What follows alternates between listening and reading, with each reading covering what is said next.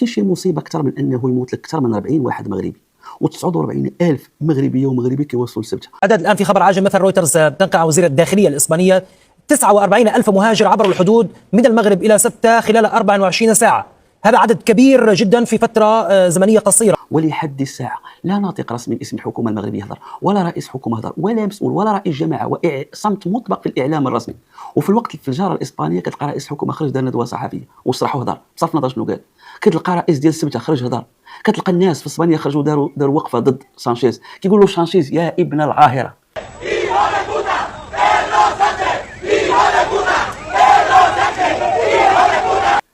تصور هذه ماشي حريه التعبير، هذه قله الحياه، هذه اهانه. ولكن مع ذلك حتى واحد ما داهم الحبس.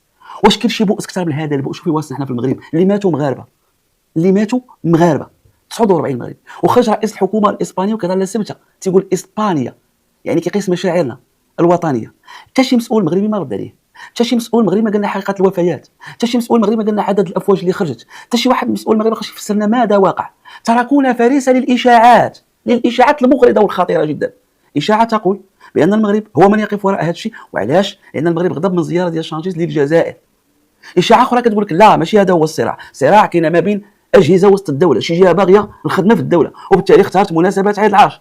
ثم كتجي الروايه الاسبانيه عن طريق على سانشيز، قال لك كاين واحد الحكم قضائي اسباني المحكمه العليا قال بان الناس اللي كيجيو عن طريق البحر وكيوصلوا الى اسبانيا ما يمكنش نرجعوهم. علاش؟ لان الحدود ليست ماديه، وان الناس استغلوا هذا الحكم القضائي، وعليها تجار ديال الهجره استغلوا هذا الوضع، وباش وقعت هذه الكارثه خرج لنا المسؤول ديال سبته واتهم السلطات المغربيه، قال لها انت اللي ورا هذا الشيء وانت السبب وكتبتزي اسبانيا وباغي تخلقي لنا المشاكل. Quiero decirles que en mayo de 2021 ya comprobamos cómo las autoridades marroquíes eran capaces de utilizar a sus ciudadanos para presionar a España, eran capaces de utilizar a sus ciudadanos para desestabilizar a Ceuta y generar inquietud en nuestra población. مصيبه المصائب، كارثه الكوارث. المسؤول ديال اسبانيا كيهضر، المسؤول ديال سبته كيهضر، رئيس الحكومه كيهضر، الوقفات ضد شانزيز. شنو كاين في المغرب؟ واللي ماتوا مغاربه، واللي حاربوا 49 مغاربه، واصبحنا الشوهه امام العالم، لان كيبان واحد المجتمع هارب من بلاده. بدل ما تخرج عندنا المسؤولين اللي كيتلقاو المال العام ويشرحوا لنا، تركونا فريسه لهذه الاشاعات. بالله عليكم اخوتي المغاربه، واش الدوله المغربيه غتنظم هذه الهجره؟ الدوله اللي ورا هادشي، هذه قمه الغباء اللي كيروج هذا. علاش غباء؟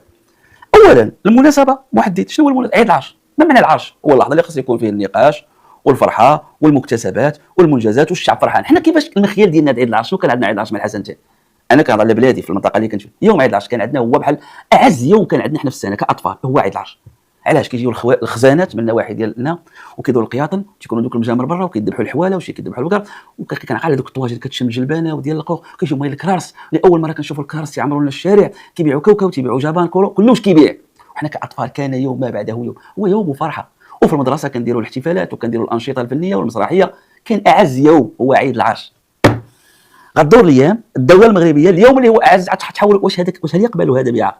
بالعكس. ولماذا الملك اختار واحد الخطاب فيه الامل؟ بالعكس، ما يمكنش هذا الهبيل اللي يقولها ان الدوله وراها هادشي. جوج يروجون انه تقدر تكون شي جهه واخد الدوله باغي يخدع. والله ما كاين شي جهه وسط دوله، والله ما كاين اللي يتفلفس في هذه البلاد. حتى هضره كتبقاو نسمعوا راه حنا كنبقاو. والله ما يقدر شي واحد يتفلفس. انا استعملت معكم مصطلح المغرب شي هاد البلاد، والله ما كاين شي مسؤول يقدر يلعب وحده مالي الهان. والله ما تقدر. والله تيعرفوك ولا تيحيدوا لك النياب ديالك يحيدوهم لك. يقدر يكون شي واحد ما تعرفه، ولكن صدقوني والله ما يمكن. والله تيحيدوا له. سيرتو حنا راه خص تعرف منين جا المغرب الانقلابات اللي وقعات والاعدامات اللي وقعات والصراع. حتى بنادم ولا كيموت من. حنا مشينا في واحد الاتجاه. اذا هذه الفلسفه، انا شخصيا اقول هذه الفلسفه ديال التيارات والتيار واختار مناسبات عيد العرش. كنحترم اصحاب هذا الراي او لا حقا لا هضره خاوي. هذا كلام بالنسبه لي انا خاوي. علاش؟ لان ما يمكنش شي واحد يقدر يفسد العرس اللي هو عيد العرش، يختار هذا التوقيت. والله ما كاين شي مسؤول في المغرب يقدر يلعب هذا اللعب. والله ما يقدر. تختار عيد العرش يتفتح تحقيق على اوسع نطاق من الفوق، واللي كان غير تجبد. ولا احد يقدر يواجه الملكيه وسط المغرب. شي مسؤول يقول لك زعما الملكيه قويه على كل مسؤول وكل شيء عنده الولاء المؤسسه الملكيه، والحمد لله. دونك هذه الفكره هذه غير صحيحه. والله شكون هو المسؤول اللي عندنا فيه زعما؟ الملك كيخاف على جليلو. هذه حيدوها مرات. اذا ما كاينش شي واحد كيلعب وسط الدوله ما يمكنش، لان التخربيق. علاش؟ عيد العرش المناسبه امبوسيبل. اضيف الى عامل اخر. عيد العرش شنو فيه؟ واش الملك يهضر على الاستقرار؟ هو الملك تيقول الاستقرار والبلاد الحمد لله فيها استقرار، وشويه غيبانوا الطراويلات محروقين وغيبانوا العافيه شاعله وغتبان واش من شنو الدوله غضرب راسها. هذا التخربيق هذا سميتو التخربيق، ما يمكنش. زيد عليها حاجه ثالثه، شكون هو حنا؟ عدونا ماشي الشعب الجزائري، النظام الجزائري عدو يناصبنا عداء حقيقي. شكون اللي كيستثمر في هذا الشيء دابا؟ هو النظام الجزائري. شوفوا كيفاش كيتعامل مع هذه الاحداث وماذا كيروج الاخبار المغرضه. واش المغرب غيعطي هذا البيلانتي فابور للنظام الجزائري؟ واش غيربح؟ اجي نشوفوا على الخسائر. وعرفتي شنو خسرنا دابا؟ تعرفوا شنو خسرنا في الاحداث ديال الشمال دابا قبل ما نجيو شكون وماشي شكون؟ انا نشوفوا على الخسارات اللي ما باغينش يناقشوا. كاينه خسارات، عطينا فرصه للعدو، عطينا فرصه للعدو، هو حاله اسوء منه، كيعطينا فرصه. وكاس شي كيقولوا صحيح ومية تيقول لك خطا. ها الخساره الاولى. اذا شحال نكونوا ربحنا بالمقابل؟ اللي غيقول لي راه المغرب داير هذا الشيء يربح. شي الخساره قدام العدو اكثر من ما عندك ما تسني قدام. ها واحد. الخساره الثانيه خسرنا قدام المجتمع الدولي، لأن واحد اللحظه في الكره مؤخرا قدمنا راسنا مجتمع متطور وصعيد، والكره والاعلام وكذا والمغرب والبنيه التحتيه وجهه كاس افريقيا، وكنعطيو بنادم التمر وكنعطيو الحليب وكنستقبلوا بالغيطه في ليزوطيل لعل واحد يقول لنا راكم بلاد زوينه ومستقرين وبخير.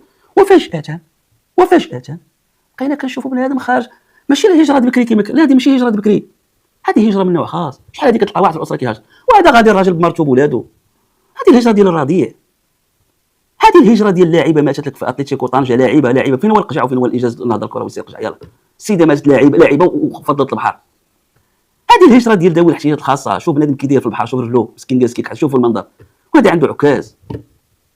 هذه الهجره ديال السيده كتقول لك انا كنتخلصها مزيان ولكن ماشي بشر. سمعوا انا بيدي خدامه وحد وصالير مزيان، ولكن المغرب ديالنا والو.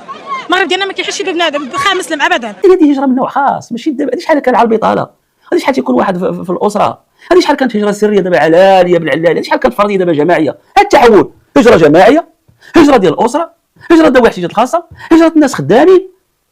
شي كامل لم يخضع للدراسه في الدوله المغربيه. كلشي عندهم محل واحد كما كيقول ذاك المثل الانجليزي، ذاك اللي عنده مطرقه كيبان له كلشي مسمار. هذا هو مشكل السلطه في المغرب، عندها مطرقه كيبان لها كلشي مسمار. حل واحد القانون الجنائي وخرج دوك البعاد. عباد الله، البرلمانيين خصهم يستقلوا، يحطوا الاستقاله ديالهم. وتيقول لك بلادنا مزيان، هادو اللي تيقارنوا، هادو اللي عايشين ليه وتيجوا تيقول لك بلادنا مزيانه. ولكن راه خصنا نحافظوا على هاد بلادنا مزيانه، ونحافظوا على الكرامه ديال ديك الانسان اللي كيصرخ هاد الصرخه وتيقول لك انا بغيت نخوي هاد البلاد. لحد الان مازال ما كنشوفش الرؤيه الواضحه ديال مليون منصب شغل. فين هي المليون؟ فين هي؟ ما كنحش بها. واخا تعطيني الحكومه ارقام ما كنحش بها في الواقع، ما كنحش بالناس خدامين وعايشين. الناس كلهم مأزمين، والاكثريه خدامين بواحد المبلغ ضئيل جدا. دابا على من تنضحكوا وتقولي 3000 درهم؟ واش غادي يعيش بها الانسان اليوم دابا 3000 درهم؟ شكون اللي غادي يقدر يعيش ب 3000 درهم؟ واش حنا الادمغه ديالنا نخليهم يمشيو على برا؟ واش عباد الله الناس الادمغه ديالنا اللي غيفكرونا ويجيبوا لنا استراتيجيه اقتصاديه مهمه جدا اجتماعيه انسانيه اللي نخدم بها المواطن يبداو يمشيو لنا يخرجوا لنا على برا؟